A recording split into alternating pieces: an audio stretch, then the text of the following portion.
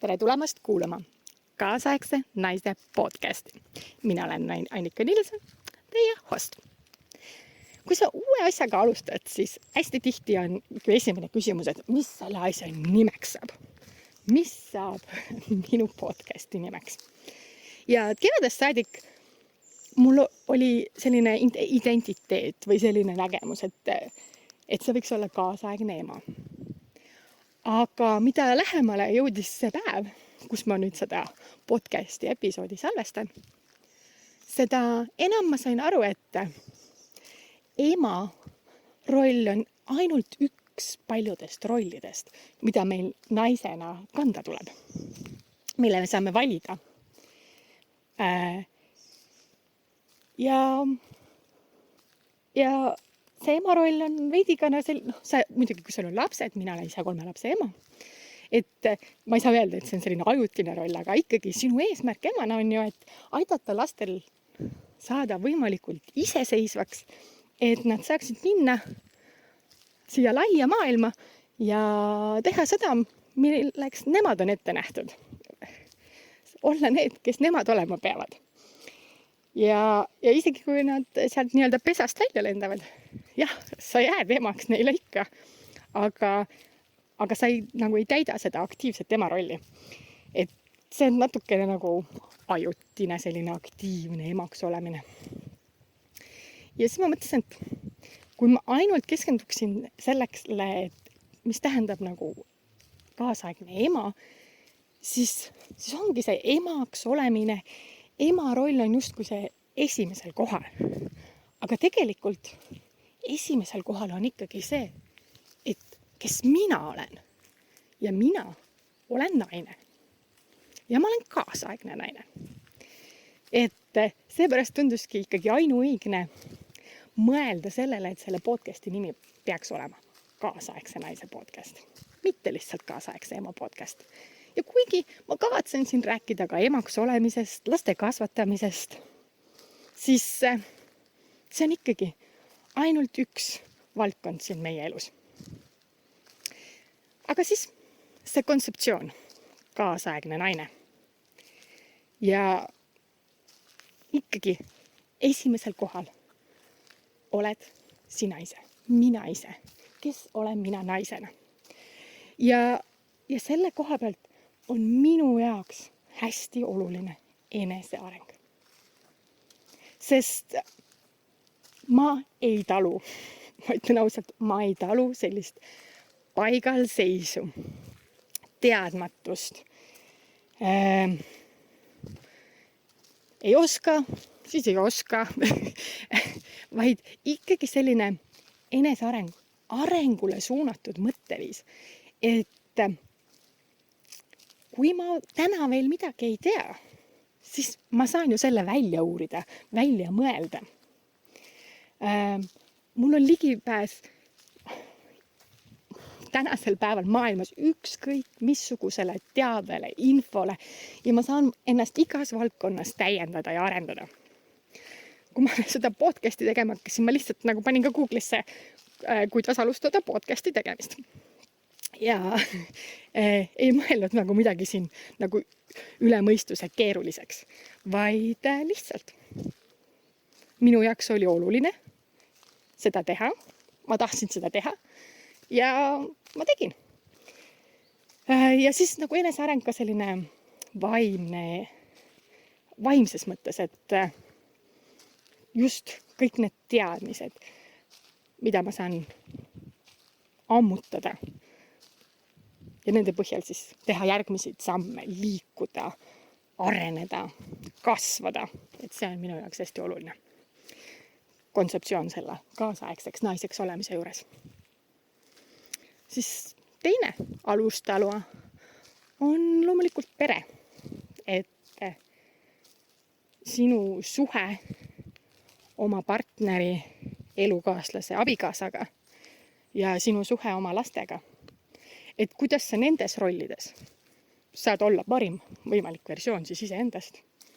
Kuidas need suhted panna tööle niimoodi, et see on kõigile osapooltele rahuldust pakkuv, naudingut pakkuv, pakkuv, toetav, tore. Et see pere, see ema roll ja naise, abikaasa, partneri roll on ka väga olulised selle kaasaegseks naiseks olemise juures. Ja kolmandaks on see, et kaasaegne naine teab, mida ta elult tahab. Ja ta teab seda sellisel määral, et võib-olla praegusel eluhetkel ei ole võimalik kõiki neid asju nautida, mida sa tahaks. Ja siis on natukene vaja ka nagu raha. Ja ärge tulge mulle rääkima, et see, et raha ei tee kedagi õnnelikuks. Et igal juhul mingil määral on seda raha vaja. Ja tavaliselt raha on näiteks, kui eelmine punkt oli see, et rääkisime perest ja paari suhtes, siis raha on väga tihti number 1 selliseid tüli allikaid sinu partneri või ka nagu teiste pereliikmetega. Et raha on meil siin elus oluline. Ja kuidas siis teadlik naine siis läheneb ka teadlikult oma finantsidele, oma rahaasjadele. Ja number 1 asi on muidugi oma sissetulekute suurendamine. Ja see võib olla see, et sa planeerid oma karjääri teadlikult. Et sa oled kuskil ja sa tead, mis järgmisi samme sa tahad teha. Kuhu sa siis seal karjäärirederil tahad hüpata. Ei pea järjest minema, võid hüpata, aga mitu levelit kõrgemale, kui sa tead, et sa seda tahad. Ja mina mingil hetkel oma elus tegelesin ka väga teadlikult sellega, et ma tahtsin oma karjääri planeerida. Et ma alustasin ühes suures ettevõttes partnertudengina ja põhimõtteliselt tegin neile tasuta turundustööd. Mingisuguste hüvedega vastutasuks. Et lihtsalt tegid midagi tasuta, olid nähtav. Ja siis ma teadsin, et ma tahan sellesse ettevõttesse ka tööle minna.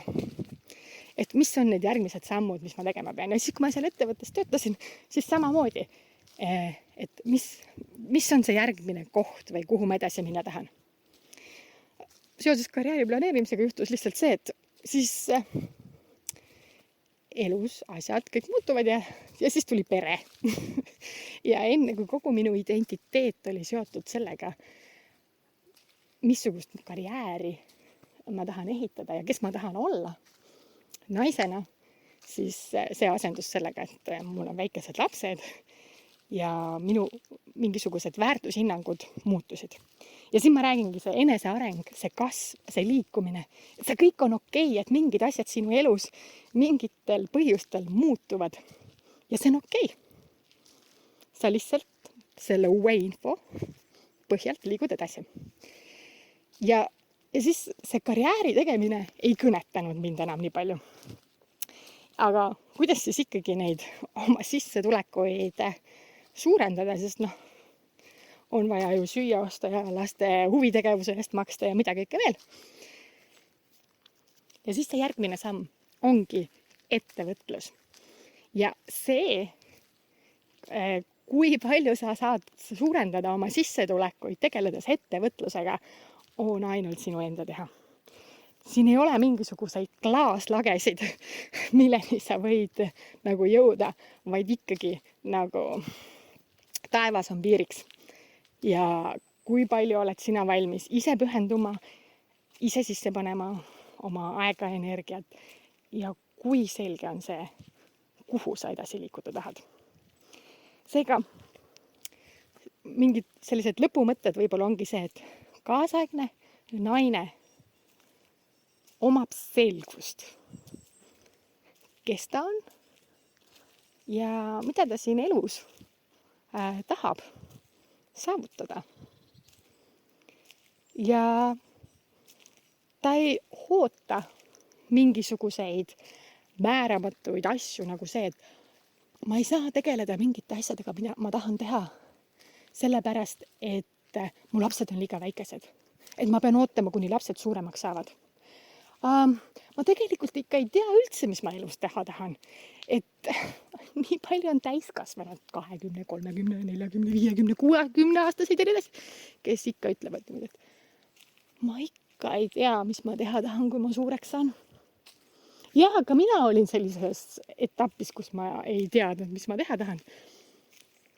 Seal ongi see eneseareng ja liikumine kogu aeg. Testi ja proovi ja astu neid samme, et siis teha selgeks, kas see on see, mis sa teha tahad, või see ikkagi ei ole see, mis sa teha tahad.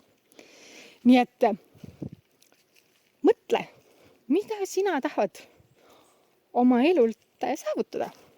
Et kes on sinu jaoks see sina, kes on kaasaegne naine. Et võta kohe pliiats ja pastakas ja märkmik ja lihtsalt kirjuta kõiki asju, mis sul pähe tuleb. Esimesed nagu mõtted. Ja võta aega ja kirjuta ja kirjuta ja kirjuta. Sest kui me kirjutame asju, siis see käe ja meele koostöö, siis väga paljud asjad hakkavad nagu selgemaks saama.